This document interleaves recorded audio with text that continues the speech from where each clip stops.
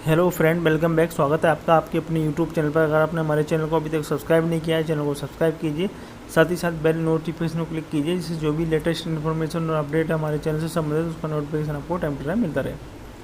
इस वीडियो में हम काफ़ी खास इंपॉर्टेंट टॉपिक को डिस्कस करेंगे कि आप स्टॉक मार्केट में लूज क्यों करते हैं। ठीक है, क्योंकि सबसे ज़्यादा क्वेश्चन मेरे पास यही आते हैं कि स्टॉक मार्केट में लॉस हो गया है, हमारा 50,000 का लॉस हो गया है, 1 लाख का लॉस हो गया है, 2 लाख का लॉस हो गया है, ठीक है, 10 लाख का लॉस हो गया है। मतलब इतने सारे जो मेरे पास क्वेश्चन आते हैं, सिमिलर क्वेश्चन से हमें आते हैं कि लॉस हो गया है।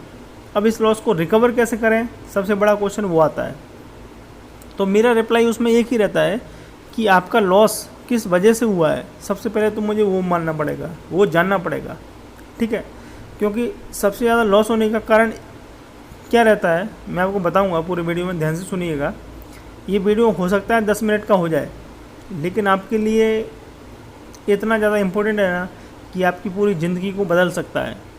क्योंकि अगर आप लॉस करते जाएंगे, ठीक है, आपका एक बार लॉस हो चुका है, चलो मानता हूँ, लेकिन उस लॉस को अगर आप कंटिन्यू रिपीट करना चाहते हैं तो इससे बड़ी बेवकूफ़ी आपको कुछ नहीं हो सकती।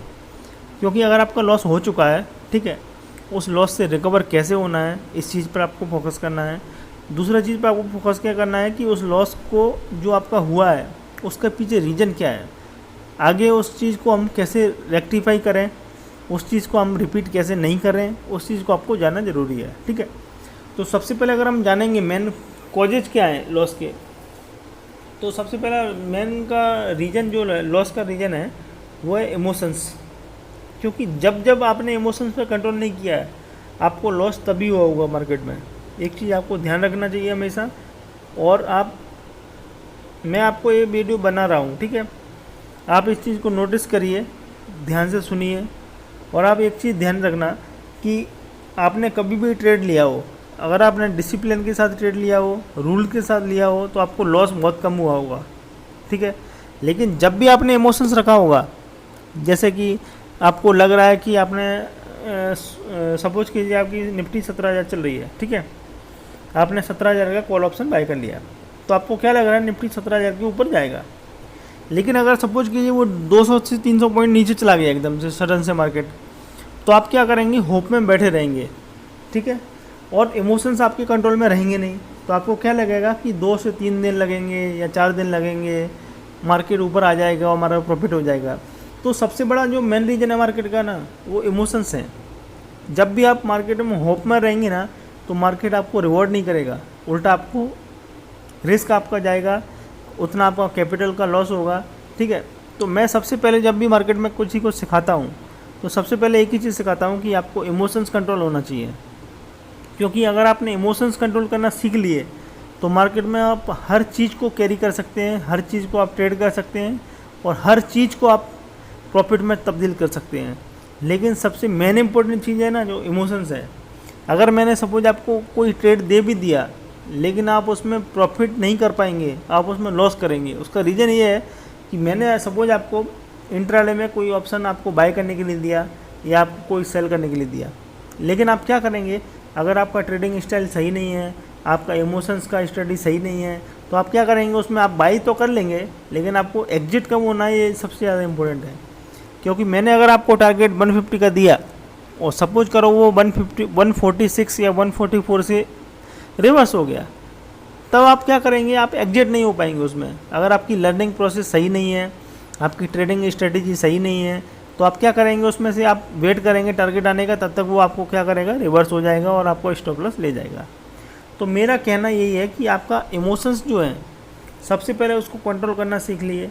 ठीक है, दूसरा जो इम्पोर्टेंट चीज़ है गैम्बलिंग माइंडसेट्स, जो मैं आपको हर वीडियो में बताता भी हूँ और पिछले बार मैंने एक वीडियो अपलोड भी किया था कि आपको गैम्बलिंग माइंडसेट से कैसे रिमूव करना है। तो गैम्बलिंग माइंडसेट एक ऐसी चीज़ है जो आपको कभी भी ओवरकम करने नहीं देगी लॉस से।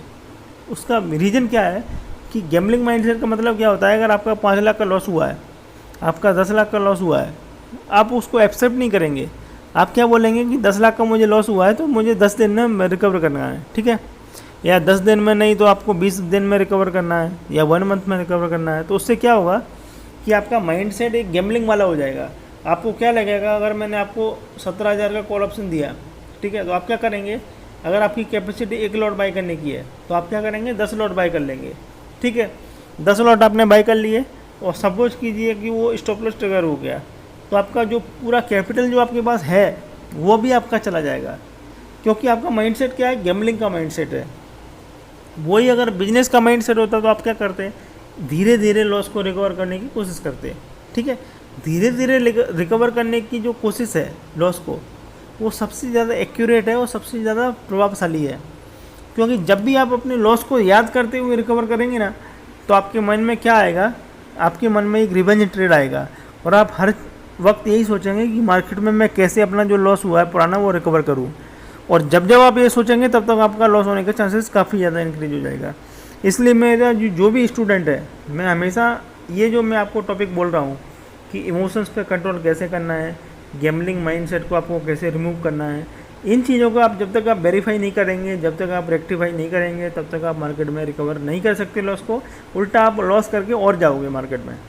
ठीक है, तीसरा जो हमारा पॉइंट है, रिस्क रिवॉर्ड रेशियो। मतलब आपने कोई ट्रेड लिया है, ठीक है, आपको किस टाइम पर एग्जिट होना है अगर आपको ये मालूम नहीं है तो आप कभी भी मार्केट में सक्सेसफुल नहीं हो सकते। सपोज कीजिए कि आप मेरे प्रीमियम ग्रुप में ऐड भी हैं और मैंने आपको कोई ट्रेड दिया, लेकिन आपको एग्जिट कब होना है अगर मैंने आपको वो लिखा है, फिर भी अगर आप उसमें एग्जिट नहीं हो रहे हैं और आप होप में उस मार्केट में बैठे हुए हैं, तो आपको लॉस होना निश्चित है। उसको कोई नहीं रोक सकता, क्योंकि मैंने आपको जो आपको रिस्क रिवॉर्ड दिया है, ठीक है, मैंने आपको जो ट्रेडिंग डिसिप्लिन बताया है, उसको अगर आप फॉलो नहीं करेंगे और आप रैंडमली कुछ भी ट्रेड करते जाएंगे और आप सोचेंगे कि मार्केट में पैसा बन जाएगा, तो ऐसा पॉसिबल नहीं है। ठीक है, फिर आपका कोई भी सिखाने वाला हो, कोई कितना भी बड़ा गुरु हो, कितने भी लाख का उसका कैपिटल हो, लेकिन आपका पॉसिबल जब तक नहीं है जब तक आप उसको फॉलो नहीं करेंगे। ठीक है, चौथा और इम्पोर्टेंट टॉपिक है एजुकेशन। सबसे ज़्यादा मैं आपको बताता हूँ और सबसे ज़्यादा मैं लोगों को बोलता भी हूँ कि एजुकेशन पर फोकस आपको खासकर करना चाहिए, क्योंकि जो आपने सीख लिया वो आपकी हमेशा काम आएगा। ठीक है, और स्टॉक मार्केट एक ऐसी चीज़ है कि अगर आप उसको सीख कर काम करेंगे तो हमेशा आप सक्सेसफुल रहेंगे, मेरी गारंटी है। क्योंकि दुनिया का ऐसा कोई भी बिजनेस नहीं है जो आपको बिना सीखे आपको रिवॉर्ड हमेशा के लिए दे पाए। ठीक है, दुनिया में ऐसी कोई भी जॉब नहीं है जो आप बिना पढ़े, बिना आप सीखे आप कर पाएँ। आप कर सकते हैं, सपोज कीजिए आपने बिना सीखे कुछ काम कर लिया, लेकिन उसमें आप सक्सेसफुल कितने रहेंगे ये भी तो मैटर करता है ना। ठीक है, तो हर आदमी को मैं ये बोलता हूँ कि आप सीखने पर फोकस कीजिए। और जब भी मैं सीखने की बात लाता हूँ तो उनका फोकस केवल एक ही बात पर रहता है कि सीखने की आपकी फ़ीस कितनी है, सीखने की आपकी कॉस्टिंग कितनी है, लेकिन उनका फोकस एक ही बात पर नहीं आता है कि आप उनको सीखना कितना है। उनको ये बात याद रखती है कि सीखने की फ़ीस कितनी है, लेकिन सीखना कितना है, किस तरीके से सीख सकते हैं, ये क्वेश्चन उनके मन में कभी भी नहीं आता है। और जब जब किसी के मन में ये क्वेश्चन नहीं आएगा कि सीखना कितना है, किस तरीके से हम सीख सकते हैं, क्या हमारी वीकनेस है, उसको इम्प्रूव हम किस तरीके से कर सकते हैं, जब तक वो स्टॉक मार्केट में आगे नहीं बढ़ सकता है। ठीक है, और अगर आपके मन में ये ध्यान नहीं आता है कभी भी, तो आप स्टॉक मार्केट को छोड़ दीजिए, क्योंकि स्टॉक मार्केट एक ऐसी चीज़ है जिसमें आप ज़बरदस्ती करके पैसा नहीं बना सकते। अगर आपके मन में है, वो आपके दिल में है, और अगर आप उस चीज़ को करना चाहते हैं और आपको उस चीज़ को सिस्टमेटिकली करना चाहते हैं, तो आपको सीखना पड़ेगा।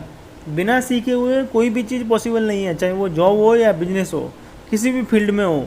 ठीक है, चाहे वो मार्केटिंग हो या मैन्युफैक्चरिंग इंडस्ट्री हो, कुछ भी इंडस्ट्री हो, अगर आप सीखेंगे नहीं तो आप लर्न नहीं करेंगे तो आप ग्रो नहीं करेंगे, सिंपल सी बात है। ठीक है, लेकिन उस चीज़ को समझा पाना मेरे लिए इतना ज़्यादा मुश्किल हो रहा है कि जब भी मेरे पास कोई क्वेरी आती है, चाहे वो स्टूडेंट हो मेरा या क्लाइंट हो, ठीक है, या अननोन पर्सन हो, स्टूडेंट हो या क्लाइंट हो तो वो तो समझ जाएगा क्योंकि मैं उसके साथ पर्सनली डील कर रहा हूँ। लेकिन कोई भी अननोन पर्सन होगा तो सबसे पहले उसका एक ही क्वेश्चन होता है कि इसकी फ़ीस कितनी है। उसका सीखने पर फोकस नहीं जाता, उसका फोकस जाता है फीस पर। फिर बाद में आता है हमारा मार्केट का साइकोलॉजी, जो सबसे ज़्यादा इम्पोर्टेंट है।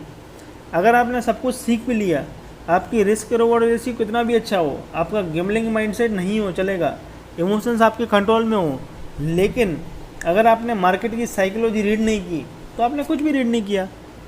ठीक है, स्ट्रेटेजी मैं आपको एक दिन में सिखा दूंगा। मार्केट की आपकी रिस्क रिवॉर्ड रेशियो, एजुकेशन क्या होनी चाहिए, गैम्बलिंग माइंडसेट कैसे कंट्रोल करना है, इमोशंस को कैसे कंट्रोल करना है, वो मेरा सिखाने का केवल लगेगा 30 दिन। ठीक है, 30 दिन में आपको मैं परफेक्ट बना दूंगा। लेकिन मार्केट की साइकोलॉजी समझाने के लिए आपको बहुत टाइम देना पड़ेगा। और वो टाइम क्यों देना पड़ेगा, उसके रीज़न यही है कि मैं आपको सिखाने के लिए वो 30 दिन में सिखा दूंगा, लेकिन आप उस चीज़ को ऑब्जर्व कितने दिनों में करोगे इस आपके ऊपर है। ठीक है, तो उम्मीद करता हूँ कि मैंने जो छोटे से वीडियो में प्रयास किया, मैंने सोचा कि 10 से 11 मिनट का मैं वीडियो बनाऊँ, उसमें आपको समझा पाऊँ कि मार्केट में आप लॉस क्यों कर रहे हो, उस लॉस को आप किस तरीके से कंट्रोल कर सकते हो, और कंट्रोल कर सकते हो तो कैसे करोगे, किस तरीके से करोगे, क्या आपकी स्ट्रेटजी होना चाहिए, क्या आपका प्लान होना चाहिए। तो मैंने इस वीडियो में पूरा समझाने का प्रयास किया। फिर भी अगर आपकी कुछ समझ में नहीं आया है, कुछ भी आपके मन में डाउट है, कुछ भी आपके मन में कमेंट है, तो आप मुझे कमेंट कर सकते हैं। पर्सनल अगर आपकी कोई क्वेरी है जो आप पब्लिक प्लेटफॉर्म पर शेयर नहीं करना चाहते, तो आप मुझे पर्सनली व्हाट्सअप कर सकते हैं। जब भी मुझे प्रॉपर टाइम मिलेगा मैं आपके व्हाट्सअप का रिप्लाई ज़रूर दूंगा, लेकिन पॉसिबल नहीं होता है कि सबकी व्हाट्सअप का रिप्लाई कर पाना, इसके लिए मैं आपसे क्षमा चाहता हूँ। ठीक है, कोई भी क्वेश्चन हो तो आप कमेंट कीजिए। Thank you.